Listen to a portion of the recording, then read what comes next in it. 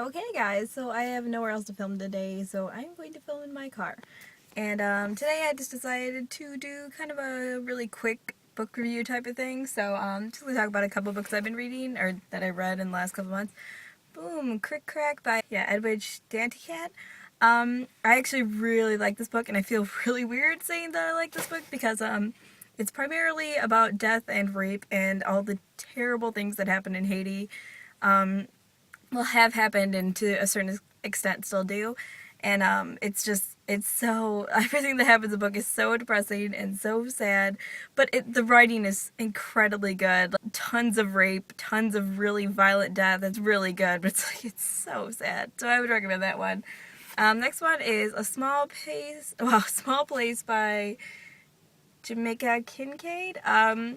Not crazy about this one. I don't like it at all, actually. And I understand, like, I get all the themes of this book. Like, most of these books I've been reading for my class, so, like, I understand, like, I understand the message and all that. But particularly this one, like, it's literally somebody bitching about how they don't like tourists for, like, 100 pages.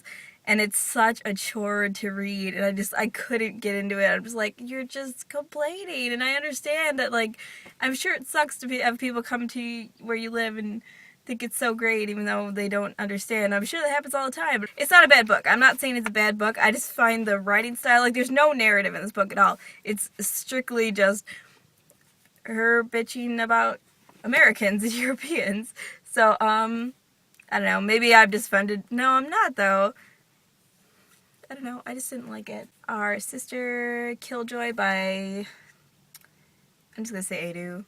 My professor described this book as giving you a very strong sense of vertigo, which I totally agree with. Confusing to read because it constantly breaks from a narrative to a long poem, and like these poems can come out of nowhere. Like she could be like, I walked into the store, and then it'll be like a 4-page long poem, or it'll be, it's broken up very, very sporadically, and it is kind of confusing to read, and I don't really have a solid opinion on it. I do agree with some of the viewpoints on it, like very much. It talks a lot about how people go to, they go to study in like Europe and stuff, and then they don't come back to their countries to like better their own countries, and their justifications for doing that. And the main character is just like, why wouldn't you come back home? Wasn't that your intent?